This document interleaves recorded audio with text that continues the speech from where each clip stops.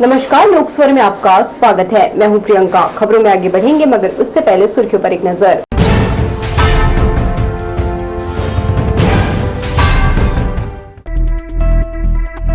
खेल दिवस समारोह में सांसद खेल महोत्सव पोर्टल का शुभारंभ, राष्ट्र निर्माण में भागीदारी की तैयारी। मिशनरी स्कूल में घिनौनी हरकतों की बच्चों ने की शिकायत, संस्कारहीन शिक्षकों से वातावरण दूषित। और मुंगेली जिला अस्पताल में स्वास्थ्य सेवाएं बीमार, डॉक्टर नहीं मिलने से मरीजों का पलायन। तो ये थी सुर्खियां, अब खबर विस्तार से। केंद्रीय आवासन एवं शहरी विकास राज्य मंत्री तोखन साहू ने BR यादव स्टेडियम बहतराई में राष्ट्रीय खेल दिवस पर सांसद खेल महोत्सव पोर्टल का शुभारंभ किया। सभी समुदाय के बीच खेलों के माध्यम से एकता, सद्भाव और युवाओं को एकजुट करने 21 सितंबर से 25 दिसंबर तक सांसद खेल महोत्सव किया जाएगा।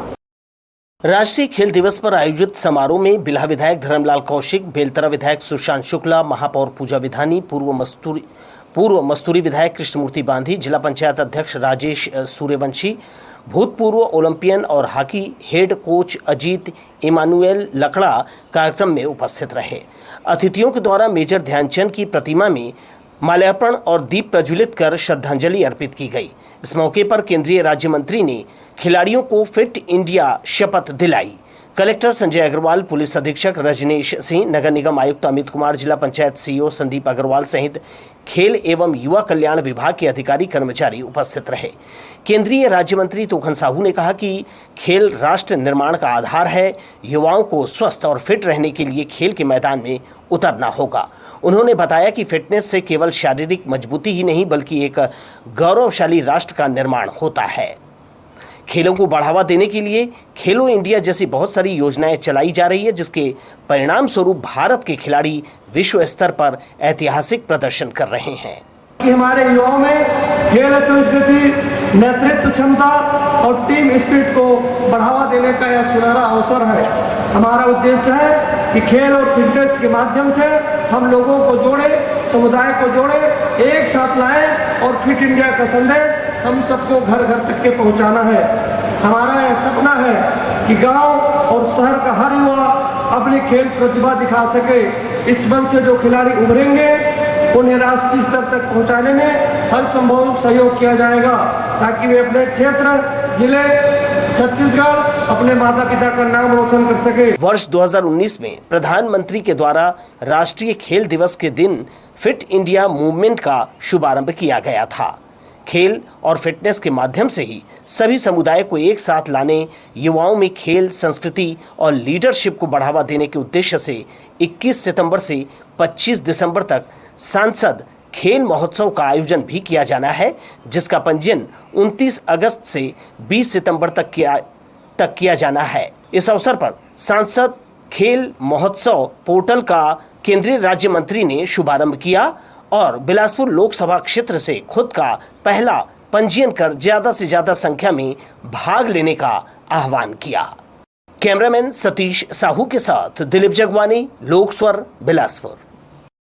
छत्तीसगढ़ सरकार में 14 मंत्री बनाए जाने पर इसे संवैधानिक प्रावधानों का उल्लंघन बताते हुए कांग्रेस हाई कोर्ट पहुंच गई है। हाई कोर्ट ने याचिकाकर्ता से शपथ पत्र और राज्य सरकार से दिशा निर्देश मांगे हैं। अगली सुनवाई 2 सितंबर को होगी। छत्तीसगढ़ में भाजपा सरकार के मंत्रिमंडल विस्तार को लेकर नया विवाद खड़ा हो गया है। हाल ही में 3 नए मंत्रियों को शपथ दिलाए जाने के बाद कैबिनेट की संख्या 11 से बढ़कर 14 हो गई है। कांग्रेस ने इसे संवैधानिक सीमा से अधिक बताते हुए हाईकोर्ट का दरवाजा खटखटाया है। शुक्रवार को हुई सुनवाई में हाईकोर्ट ने याचिकाकर्ता बसदेव चक्रवर्ती से शपथ पत्र मांगा है। कोर्ट ने कहा कि याचिकाकर्ता जनहित याचिका दायर करने के योग्य है या नहीं, यह जानने के लिए उनके समाज सेवा और बैकग्राउंड की जानकारी जरूरी है। जांजगीर चांपा जिले में रेत माफियाओं पर बड़ी कार्यवाही हुई है। शिवरी नारायण इलाके में खनिज विभाग ने अवैध डंपिंग पर सख्ती दिखाते हुए 200 से ज्यादा ट्रिप रेत जब्त कर नदी में डलवा दी।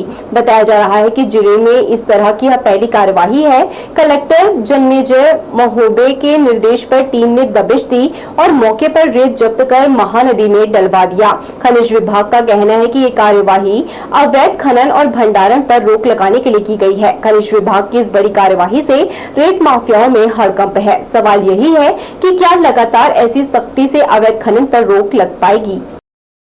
शेफर स्कूल के बच्चों ने शिक्षकों पर गंभीर आरोप लगाए हैं। उनका आरोप है कि शिक्षक छात्राओं को बैड टच करते हैं, छात्रों से पान गुटखा और सिगरेट मंगाते हैं, स्कूल फीस की रसीद भी नहीं देते। शिकायतों को लेकर शेफर स्कूल के शिक्षक और छात्र छात्राएं आमने सामने हैं। मुंगेली नाका स्थित शेफर्ड स्कूल के बच्चों ने स्कूल के शिक्षकों पर गंभीर आरोप लगाए हैं। वे पढ़ाई के दौरान छात्राओं को बेड टच करते हैं, इससे वहां का माहौल खराब हो रहा है। शिक्षकों पर यह भी आरोप है कि स्कूल में शराब पीकर आते हैं। वे स्कूली बच्चों से गुटखा सिगरेट भी मंगाते हैं, पढ़ाते कुछ नहीं, पूछने पर गालियां भी देते हैं। सर लोग आते हैं ना, जो सर लोग हैं उन लोग ना ड्रिंक करते हैं, और अगर सर को अगर पूछ लोगे ना सर ये क्या लिखे हुए है थोड़ा समझा दो बोल के, तो बोलते हैं तुम लोग को नहीं दिखता क्या, एक बार समझाऊंगा दोबारा नहीं समझाऊंगा बोल के बोलते उन लोग। और जो सर लोग रहते हैं ना वो सर लोग ड्रिंक करके आते हैं और क्लास में नहीं आते, अपसेट रहते हैं ज़्यादा दिन तक के। शेफर्ड स्कूल मिशनरी द्वारा संचालित 100 साल से ज़्यादा पुराना स्कूल है। ये समय के साथ अपना वैभव खो चुका है। ज़्यादातर शिक्षक एक जाति विशेष के हैं। यहाँ बाकी सभी वर्गों के निर्धन बच्चे पढ़ते हैं। फीस के नाम पर छात्र छात्राएं जो देते हैं उसकी रसीद तक उन्हें नहीं दी जाती। गंभीर आरोपों को लेकर स्कूल के शिक्षक और छात्र छात्राएं आमने सामने हैं। लोक स्वर के लिए कैमरामैन जयेंद्र गोले के साथ किशोर श्रीवास्तव की रिपोर्ट। बिलासपुर में इन दिनों ओपन स्कूल की परीक्षा आयोजित की जा रही है, जिसमें बड़ी संख्या में विद्यार्थी शामिल हो रहे हैं। यह परीक्षा उन छात्रों के लिए संजीवनी साबित हो रही है जो किसी कारणवश नियमित स्कूल की पढ़ाई पूरी नहीं कर पाए थे। जानकारी के मुताबिक इस बार जिले से बड़ी संख्या में विद्यार्थी ओपन स्कूल परीक्षा में शामिल हो रहे हैं। इसमें 10वीं और 12वीं दोनों कक्षाओं के परीक्षार्थी शामिल हैं। परीक्षा केंद्रों पर शांतिपूर्ण माहौल में परीक्षाएं कराई जा रही है और सुरक्षा व्यवस्थाओं को लेकर प्रशासन की ओर से पुख्ता इंतजाम किए गए हैं। ओपन स्कूल की सबसे बड़ी खासियत यह है कि 12वीं की परीक्षा देने के लिए उम्र की कोई सीमा नहीं रखी गई है। नौकरी पेशा, गृहिणियां या ऐसे लोग जिनकी पढ़ाई बीच में छूट गई थी, सभी इस परीक्षा के माध्यम से शिक्षा जारी रख सकते हैं। वहीं 10वीं की परीक्षा के लिए न्यूनतम आयु सीमा 14 वर्ष तय की गई है। इस बार परीक्षा में शामिल विद्यार्थियों में कई ऐसे भी थे जो नौकरी के साथ पढ़ाई कर रहे हैं, जबकि कुछ लंबे अंतराल के बाद दोबारा शिक्षा की ओर अग्रसर हैं। छत्तीसगढ़ राज्य ओपन स्कूल के द्वारा जो शिक्षा से वंचित हैं या किसी कारणवश मुख्य धारा में नहीं जुड़ पाए हैं शिक्षा के, उनके लिए साल में 3 बार ये परीक्षाएं हैं वो आयोजित होती हैं। पहला एग्ज़ाम है वो मार्च अप्रैल में, दूसरा अगस्त सितंबर में और तीसरा एग्ज़ाम नवंबर में कंडक्ट होते हैं। अभी जो एग्ज़ाम चल रहा है वो अगस्त सितंबर का एग्ज़ाम है। इसमें 1012 बच्चे हैं वो सम्मिलित हैं और इसमें अध्ययन केंद्र की हम बात करें तो 7 अध्ययन केंद्र का परीक्षा सेंटर यहाँ रखा गया है।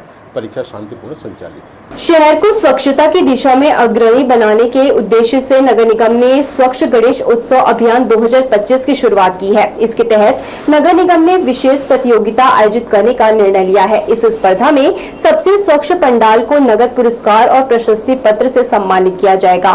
निगम के अनुसार गणेश पंडालों की स्वच्छता का विशेष निरीक्षण किया जाएगा। जो पंडाल सबसे स्वच्छ पाए जाएंगे उन्हें प्रथम, द्वितीय और तृतीय पुरस्कार दिए जाएंगे। इसके लिए निगम सभी जोन क्षेत्रों में बैठक आयोजित कर समितियों को प्रतियोगिता की जानकारी साझा कर रही है। नियमों के अनुसार पंडालों में सफाई व्यवस्था और पर्यावरण संरक्षण का ध्यान रखना होगा। मुंगेली जिला अस्पताल में स्वास्थ्य सेवाओं की बड़ी लापरवाही सामने आई है। एक गर्भवती महिला को लेकर परिजन बीती रात 1 बजे अस्पताल पहुंचे, लेकिन नर्स ने बताया कि डॉक्टर नहीं है और सुबह ही आएंगे। महिला कई घंटों तक दर्द से तड़पती रही, जिसके बाद परिजनों ने उसे प्राइवेट हॉस्पिटल में शिफ्ट कर दिया, जहां उसने सुबह 10 बजे बच्चे को जन्म दिया। परिजनों का आरोप है कि मुंगेली जिला अस्पताल में रात में डॉक्टरों की अनुपलब्धता के कारण मरीजों को परेशानी का सामना करना पड़ता है। इस मामले में स्वास्थ्य सेवाओं की पोल खोल दी है। रात को 1 बजे गए थे जिला हॉस्पिटल, फिर इलाज कुछ भी नहीं हुआ था, तो हम लोग 7 बजे वापस आ गए थे। डॉक्टर थे वहाँ? नहीं थे कोई भी।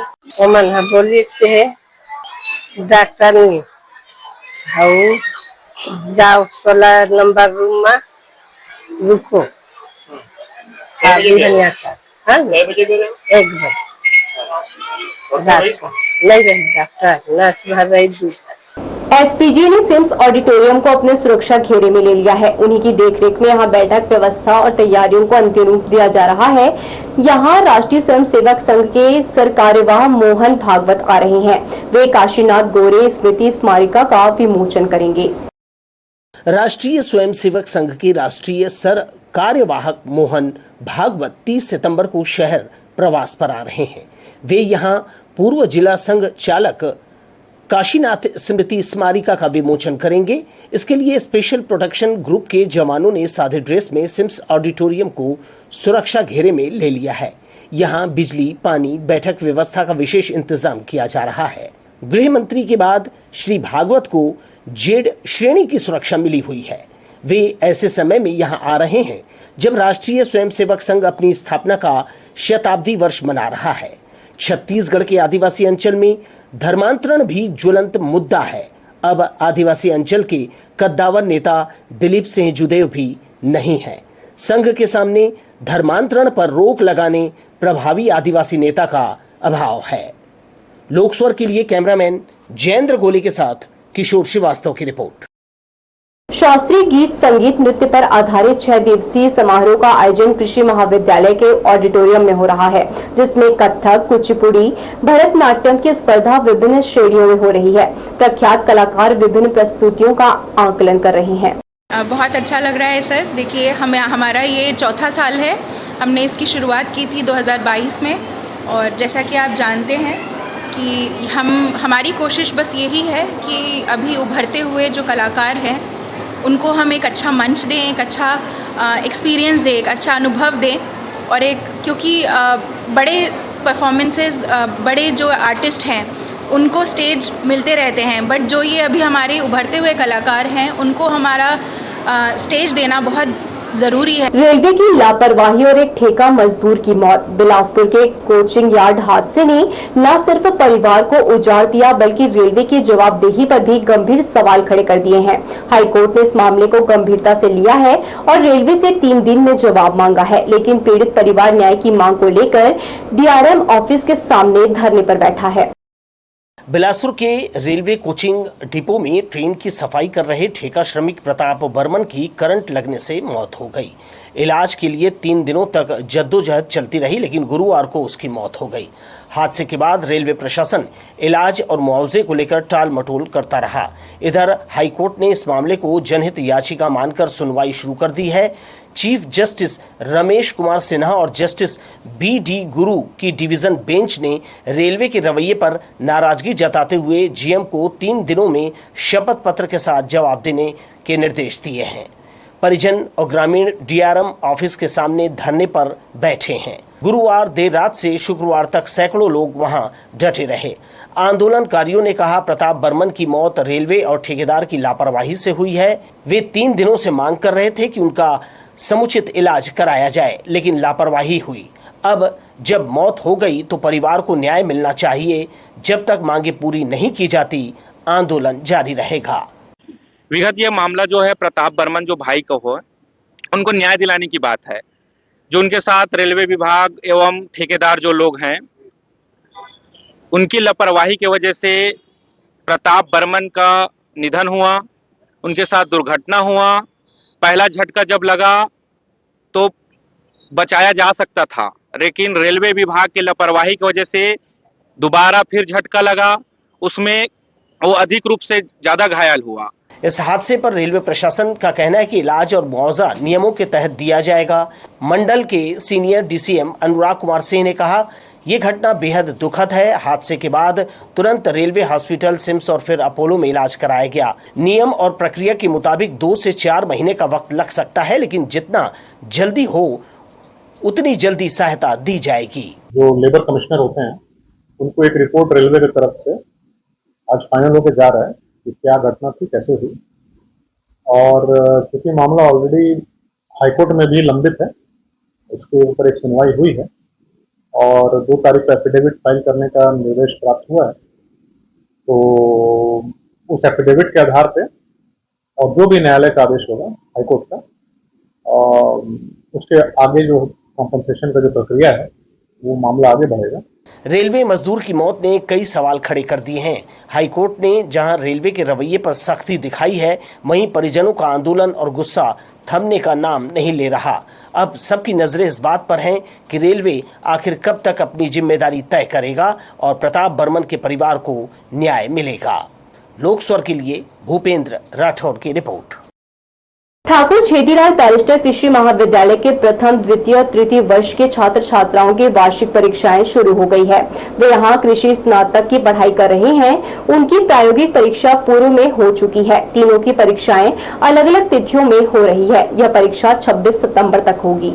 कोने स्थित सर्वेश्वरी अघोर आश्रम में बाबा कीनाराम की लोलार्क षष्ठी के अवसर पर स्वास्थ्य शिविर का आयोजन किया गया, जिसमें वायरल फीवर से ग्रस्त मरीज बड़ी संख्या में पहुंचे। उपचार के बाद उन्हें निःशुल्क दवाइयां भी दी गई। शिविर में बड़ी संख्या में लोग उपस्थित थे। लगातार सुर्खियों में रहने वाला बिजली विभाग अब अपने सहायक यंत्री योगेश साहू के हिटलर शाही रवैये के कारण सुर्खियों में है। सक्रिय वितरण केंद्र में पदस्थ सहायक यंत्री योगेश साहू पर महिला क्लर्क ने कार्यस्थल पर उत्पीड़न का आरोप लगाया है। अपने 4 पन्ने के शिकायत पत्र में महिला कर्मचारी ने सहायक यंत्री योगेश साहू पर कई गंभीर आरोप लगाए हैं। सूत्रों के अनुसार जब महिला कर्मचारी ने मामले की शिकायत अपने वरिष्ठ कार्यालय और महिला आयोग में की तो उसे शिकायत वापस लेने धमकाया जा रहा है। शिकायत की गंभीरता को देखते हुए कार्यपालन निदेशक ए.के. अम्बस्ट ने विभाग को वुमेन सेल को जांच का जिम्मा सौंपा है। जांच टीम में सीएसपीडीसीएल की महिला अधिकारी और एनजीओ की महिला सदस्य शामिल है, जिन्हें मामले में पीड़ित महिला कर्मचारी का बयान दर्ज कर रिपोर्ट देने कहा गया है। बताया जा रहा है कि पीड़ित क्लर्क के पक्ष में कर्मचारी संघ सामने आ गया है। मामले में कर्मचारी संघ ने कार्यपालन निदेशक से मुलाकात कर मामले में निष्पक्ष जाँच करने और दोषी अधिकारी के खिलाफ कार्यवाही करने की मांग की है। चकरभाटा में तेज रफ्तार कार ने मोटरसाइकिल सवार युवक को चपेट में ले लिया। गंभीर रूप से घायल युवक को निजी अस्पताल में भर्ती कराया गया है। यह हादसा गुरुवार रात हाईकोर्ट के पास हुआ। हादसे के बाद से मोटरसाइकिल सवार घायल युवक बेहोश है, जिससे उसके बारे में पुलिस को कोई जानकारी नहीं लगी है। चकरभाटा पुलिस ने मामला दर्ज कर कार जब्त किया है और जाँच शुरू कर दी है। कार चालक के खिलाफ कार्यवाही की जाएगी। शहर के बीचों बीच जवाली नाला पर बनाए सड़क का बुरा हाल है। रिपेयरिंग नहीं करने से गड्ढे पड़ गए हैं, जिस पर चलना मुश्किल हो गया है। कंक्रीट उखड़ने से इन गड्ढों में बारिश का पानी जमा है। वाहन चालकों से जरा सी चूक होने पर सड़क पर औंधे मुंह के बल गिर सकते हैं। इस वैकल्पिक मार्ग का आने जाने वाले लोग बड़ी संख्या में रोजाना उपयोग करते हैं। इसे ध्यान में रख जल्द मरम्मत कराया जाना चाहिए, जिससे लोगों को राहत होगी। नगर निगम की उपेक्षा के चलते नाले पर बनी सड़क की हालत साल भर पहले ही खराब हो गई। इस पर आवागमन करना खतरा बन गया है।